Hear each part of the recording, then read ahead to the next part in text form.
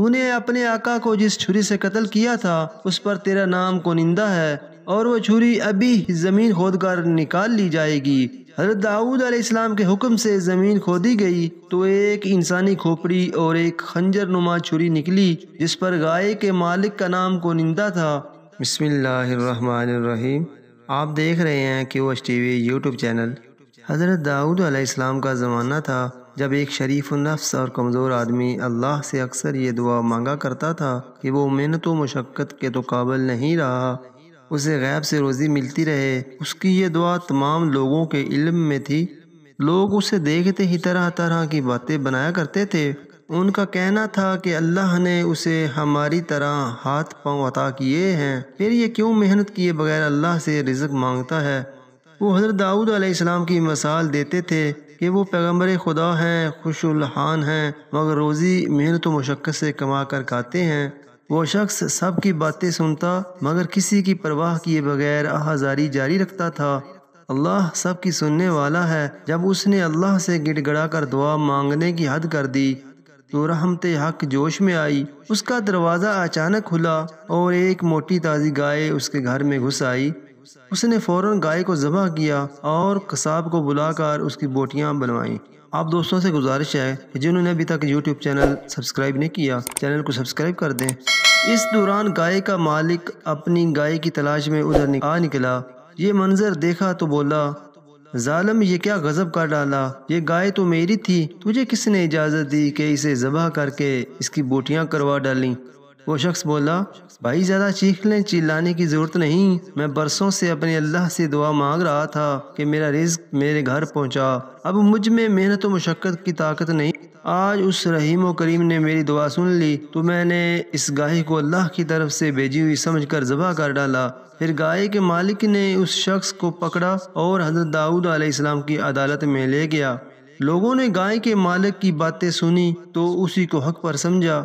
اس شخص نے بے بسی میں آسمان کی طرف منہ اٹھا کر کہا، اے خدائے رحیم و کریم، تو یہ بات خوب جانتا ہے میں ایک عرصے سے تیرے حضور سربسجود ہو کر ایک دعا مانگ رہا تھا۔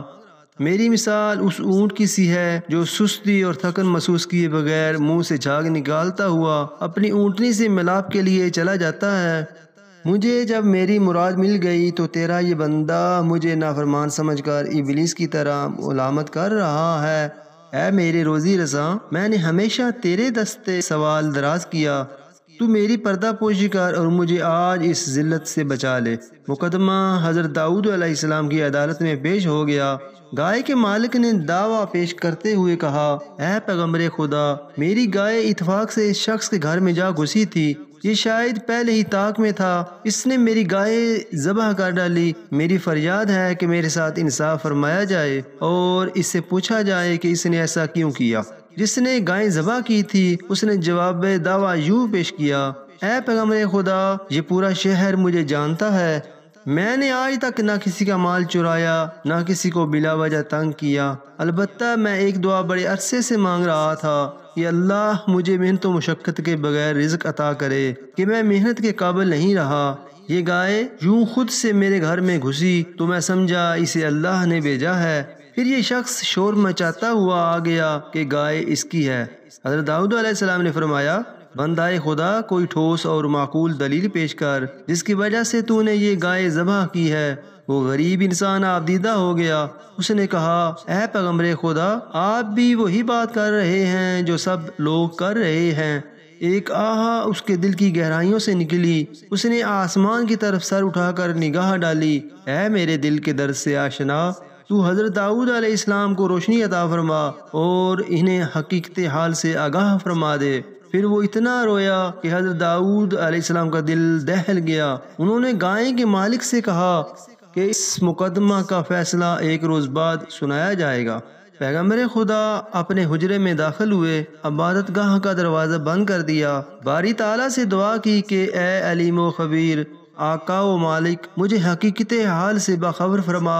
اللہ نے اپنے پیغمبر پر اسرار و رموز کھول دیے۔ دوسرے روز حضرت داؤد علیہ السلام نے گائے کے مالک کو بلا کر اسے کہا کہ وہ اس شخص کو معاف کر دے جس نے اس کی گائے ذبح کر دی ہے۔ اللہ نے اس کے گناہوں کی پردہ پوشی کی ہے تو وہ بھی پردہ پوشی کا حق ادا کرے۔ گائے کا مالک ناراض ہو گیا اور کہا یہ انصاف نہیں، ظلم ہے۔ دوسری مرتبہ حضرت داؤد علیہ السلام نے گائے کے مالک سے فرمایا اپنا سارا مال اور جائیداد اس مظلوم کے حوالے کر دے، اگر تو نے ایسا نہ کیا تو تیری سخت رسوائی ہوگی، پھر جو ظلم و ستم تو کرتا رہا ہے ان پر سے بھی پردہ اٹھا دیا جائے گا۔ گائے کے مالک نے یہ سنا تو گریبان پھاڑ ڈالا، اس کے منہ سے جھاگ بہنے لگی تھی۔ اس نے دوبارہ پیغمبر خدا کی شان میں گستاخی کی اور نازیبہ کلمات استعمال کیے۔ اب حضرت داؤد علیہ السلام نے تیسرا حکم جاری فرماتے ہوئے کہا تو اپنے اہل و عیال بھی اس کے حوالے کر دے۔ یہ سن کر گائے کا مالک پتھر سے اپنا سر پھوڑنے لگا تھا۔ لوگ نہیں جانتے تھے کہ حضرت داؤد علیہ السلام یہ حکم کیوں دے رہے ہیں۔ حضرت داؤد علیہ السلام نے فرمایا اب وہ وقت آن پہنچا ہے جب اس گائے کے مالک کے پوشیدہ راز ظاہر کرنا ہی ہوں گے۔ وہ اسے دریا کے کنارے ایک گھنے درخت کے نیچے لے گئے۔ درخت کی شاخیں اس قدر گھنی تھیں کہ ان میں سے سورج کی شعاعیں نہیں گزر سکتی تھیں۔ پھر پیغمبر خدا نے لوگوں سے مخاطب ہو کر پوچھا کیا تم لوگوں کو معلوم ہے کہ اس درخت کے نیچے ایک شخص کا قتل ہوا تھا؟ تم نہیں جانتے ہوگے مگر وہ ضرور اس سے واقف ہے جس نے یہ زمین و آسمان پیدا فرمائے۔ لوگوں، حقیقت یہ ہے کہ اس گائے والے نے اپنے آقا کو یہاں قتل کیا تھا۔ یہ اس مقتول کا زر خرید غلام تھا۔ اس نے اپنے آقا کے مال و دولت اور ساری جائیداد پر قبضہ کرنے کے لالچ میں اسے قتل کر دیا تھا، اور یہ شخص جو اللہ سے رزق بغیر محنت و مشقت کے مانگا کرتا تھا یہ اسی کا بیٹا ہے۔ اس گائے والے ظالم نے آقا کے بچوں کو بہت ستایا۔ آج اس مردود نے اپنے ظلم و ستم کا پردہ خود فاش کیا ہے۔ پھر پیغمبر خدا نے اس ظالم شخص سے فرمایا اے سگے دنیا، تو شریعت کے مطابق فیصلہ سننا چاہتا تھا، وہ تو سن لیا، اب اس کی تعمیل تیرا فرض ہے۔ تو نے اپنے آقا کو جس چھری سے قتل کیا تھا اس پر تیرا نام کونندہ ہے، اور وہ چھری ابھی زمین کھود کر نکال لی جائے گی۔ حضرت داؤد علیہ السلام کے حکم سے زمین کھودی گئی تو ایک انسانی کھوپڑی اور ایک خنجر نما چھری نکلی جس پر گائے کے مالک کا نام کونندہ تھا۔ تمام لوگوں نے پیغمبر خدا سے معافی مانگی، مگر گائے کے مالک کا جرم چونکہ ثابت ہو چکا تھا اس لیے اسی چھری سے اس کی گردن اس کے تن سے جدا کر دی گئی۔ دوستو، اس واقعہ سے ہمیں ایک سبق حاصل ہوتا ہے کہ نفس کو موت کے گھاٹ اتارنا ضروری ہے۔